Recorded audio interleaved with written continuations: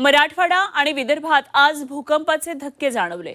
सकाळीच बसलेल्या या भूकंपाच्या धक्क्यांमुळे या भागातल्या नागरिकांमध्ये एक प्रकारे भीतीचे वातावरण आहे। भूकंपाच्या धक्क्यामध्ये अद्याप जीवितहानी झालेली नाहीये, सुदैवाची बाब आहे।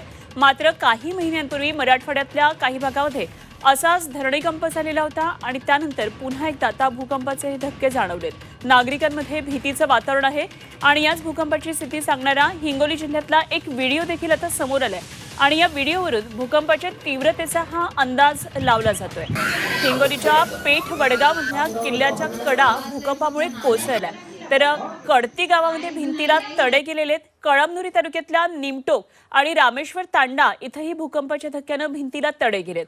हिंगोलीसह परभणी, नांदेड, संभाजीनगरच्या पैठणमध्ये हे भूकंपाचे धक्के जाणवले। त्यासोबत विदर्भातल्या वाशिम, यवतमाळ, बुलढाणा जिल्ह्यामध्ये भूकंपाचे धक्के जाणवले। बुलढाण्याच्या सिंदखेड राजा, लोणार आणि मेहकरमध्ये भूकंपाचे हे धक्के जाणवले।